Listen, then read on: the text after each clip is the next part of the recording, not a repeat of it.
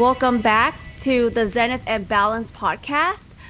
Here, where we explore the peaks of personal growth and the art of maintaining harmony in our lives. I'm your host, Tammy Vu, and I'm thrilled to have a special guest with us today, the incredible Lynn Parker.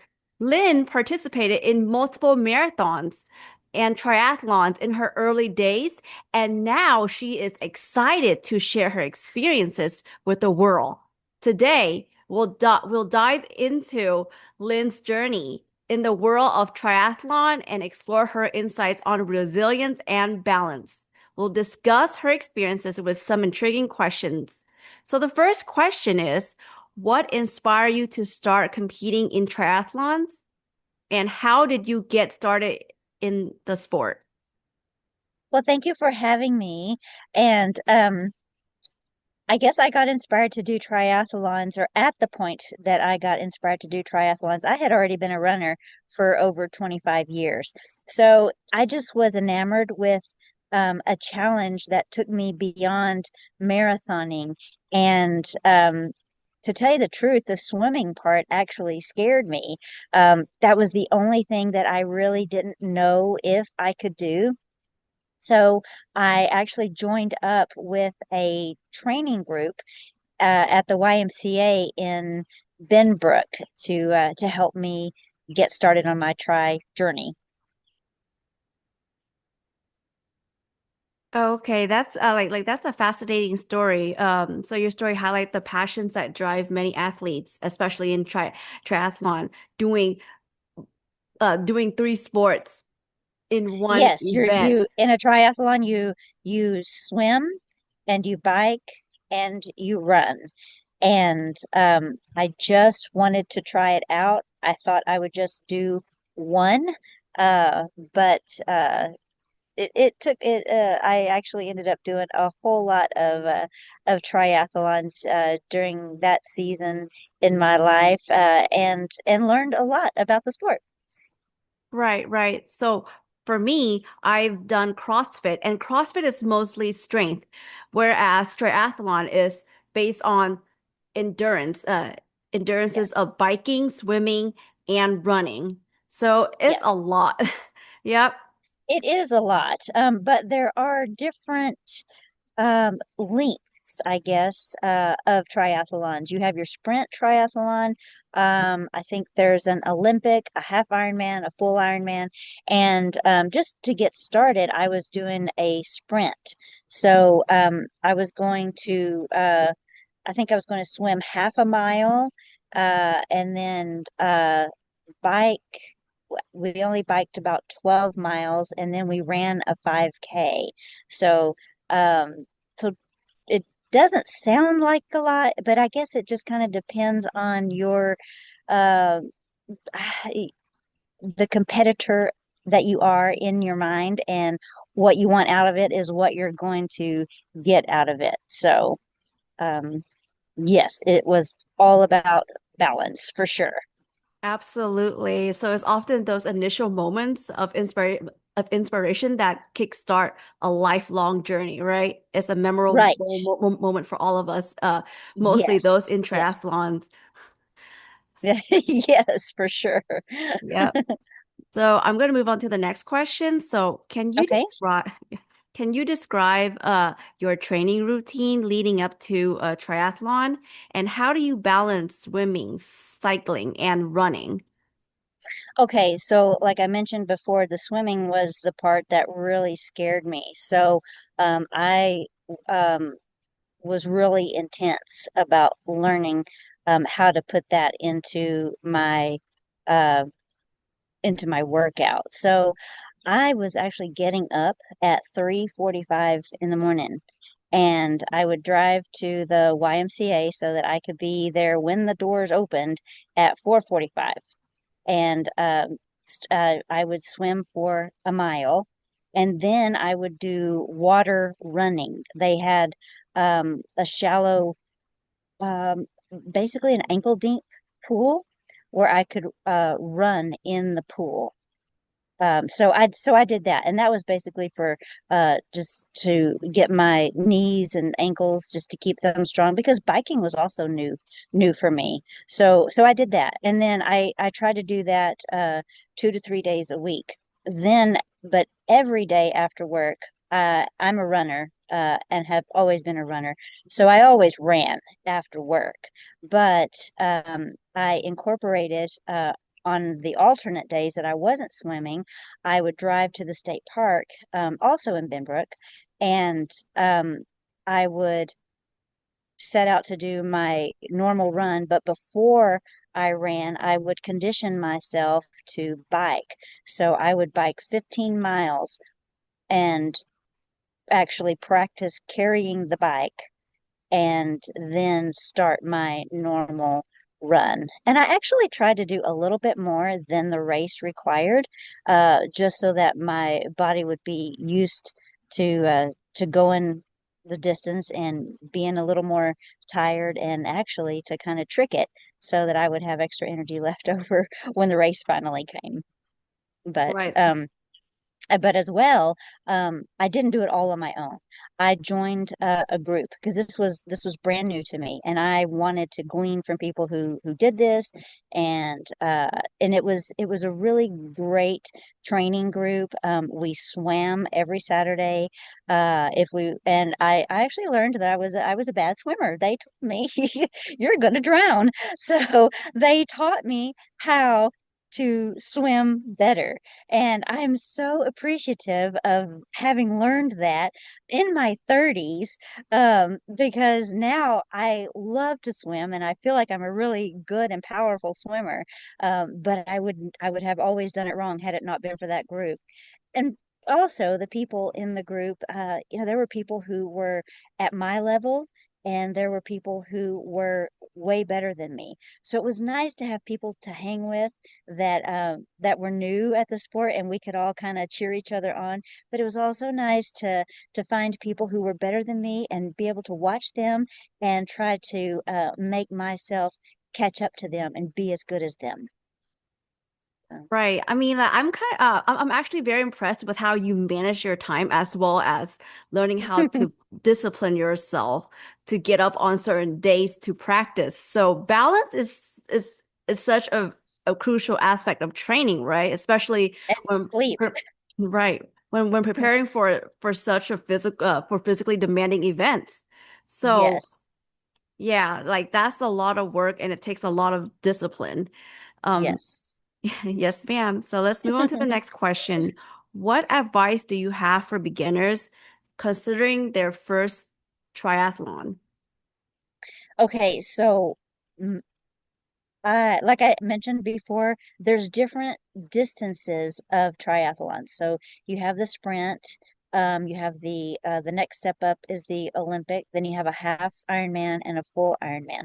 So really, you just need to kind of take inventory of what is your workout, what are your workouts like now, and what is your physical ability. Just take inventory of who you are and what you think you can do and what you know you can do. Um, I have to say, not uh, I completely urge people to invest in yourself. And the one thing that I learned the hard way, that can make or break your race is whether or not you have a good bike. So if anyone is considering um, getting into triathlons, it's not necessary to invest in a $6,000 bike, but go and to a bike store and visit with someone. Tell them, what this is what I'm going to do, and this is my goal, and let them show you what you need because you cannot show up to a race with your Walmart bicycle and expect to be out front. Honestly, you've got to have something that's light because you never know when you're going to have a tire pop. And if Hmm. you can't change that tire, you're going to have to carry that bike to the end of the race. So there's just little things that you have to know, that really took me a couple of years to figure it all out.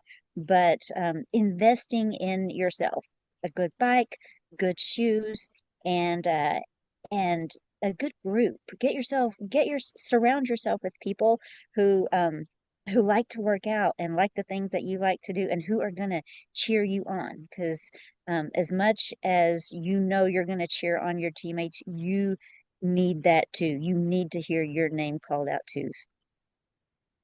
Right. So those tips are actually very empowering to anyone wanting to take the plunge into Yeah. triathlons, right? So I think many beginners can relate to that initial fear of the unknown. So I want to ask this question. What would you say to someone who's feeling apprehensive? I would say, um, why not?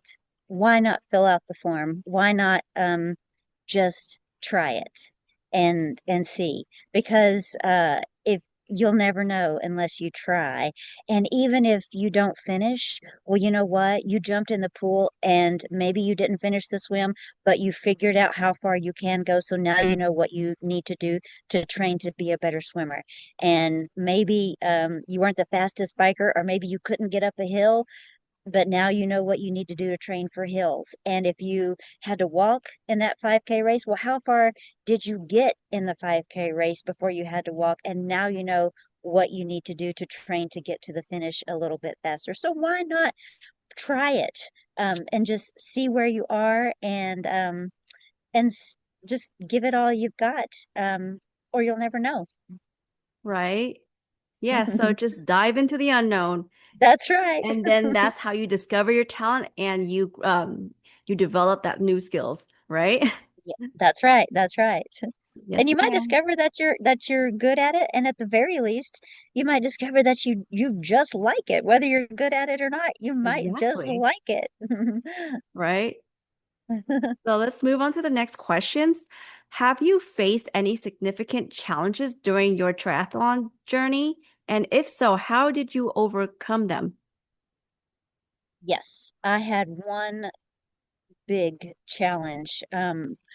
When I was training for, and this is probably maybe my third year in, and I was training for an Olympic distance try, and I hurt my leg.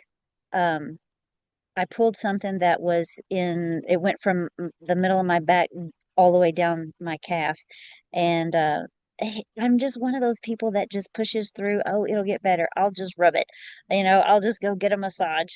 And so I, I didn't treat it, I guess, the way I should have. And it got to the point that I could not even lift my leg enough to walk up a curb. And then it got to the point that I could not uh, drive. I had to use my left foot to drive. So running was a challenge. Uh, Biking was not an option. And the only thing I really could do was swim. So entering that race was just not going to happen. So I had to drop out of the race, and I was really sad to have to do that. But it's those things that kind of teach you to take care of yourself, and to teach you to take time off and to listen to your body. And as much as you want to push, and as much as you want to be the best, you've got to take care of yourself and listen to what your body is telling you. But from that, even though I didn't get to do the race, I ended up having to just swim. That's all I could do. And I got myself up to swimming 2 miles a day. And ever since then, I have been able to, especially in the summer, take time off of pounding the pavement and just incorporate swimming into my workouts. And so from that, I walked away with a sport that I enjoy and is actually really good for my body, and something that I can take into my older years. Absolutely. The resilience that you've shown is truly inspiring, especially when you drop out of that race, even though you didn't want to, but your body said that, hey, you need to take that break, right? So Right. it's just basically just like it's a reminder that we can all overcome obstacles, but in that journey, we have to take a break for ourselves in order for us to get back on our feet. Yep. So the next Yes. questions I would like, well, yeah, the next question is, what are your future goals in triathlon? Well, if you ever What? get back into it, you know? And do you have Well, any? yeah, I'm not really training for a triathlon at at the moment, but I am training for a half marathon that I'm going to do in October. Um, I do think every now and then, oh, I want to go do a sprint try because I know I can run the distance. I know I can swim. I know I can bike. Sometimes I'm 52. I'm going to be 52, and it's just a matter of getting myself up and getting out there and doing it. I know that I can do it. So I guess it's that why not situation. But I uh, I really enjoy what I guess it's the individual sports that come with triathlon. So I love to run. I've always loved to run, but my family is very important to me, and so to be able to just pull out our bikes and say we're going to go for a bike ride today, well, that's fun, and that's a piece of triathlon that I get to enjoy with my family. And in the summer, if we can just jump in the pool and have fun and I can swim some laps or run up and down the side of the pool, then that's another piece of the triathlon that I'm getting to enjoy with my family. So, it's just a different season of my life right now with a young daughter and just a busy life. It's hard to fit everything in, but just knowing that I have those pieces in my pocket just it makes working out and having fun enjoyable. Right. Hmm. Well, here's the next questions. It's not the last. So, what would you like to say to the audience who about this topic on triathlon? I guess just to reiterate what I said a while ago about why not? If you're even thinking about it, look into it. Go and visit your bike shop. Uh, Go and visit the YMCA or your local gym. I'm sure somebody's got information on triathlon training or triathlon races. And even if you see that there is training available, but you're still not sure, I would encourage you to go to a race and just watch. See what it's like. Watch each individual sport and really get into just the excitement of the race because I promise you, when you see all of the people swimming, you're going to want to do it. When you hear all of the people cheer, you're going to start cheering for the people. And you're going to learn by watching the people bike. You're going to learn how they come in, how they transition. You're going to learn what to wear, shoes, your hair. You're going to learn what is good for keeping your energy high. So go and watch and ask questions and really make it about you and then maybe while you're there talk to an athlete and let them know it's your first time because I promise you they're going to be super excited to talk to you because they had a first time too. Well, thank you for answering all of the questions. I I wish you a good luck on your upcoming race in October. Thank you. It's always excited to have new challenges. Setting a goal seems to be like a very important thing to help us stay focused.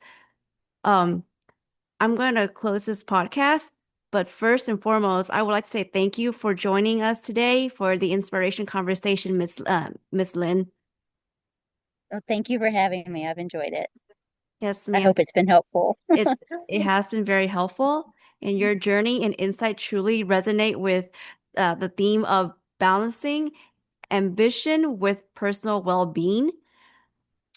For our listeners, if you enjoyed today's episode, please subscribe to the Zenith and Balance podcast, share it with your friends, and leave a review on YouTube. Also, don't forget to like and subscribe to YouTube to catch all of the latest episodes, exclusive content.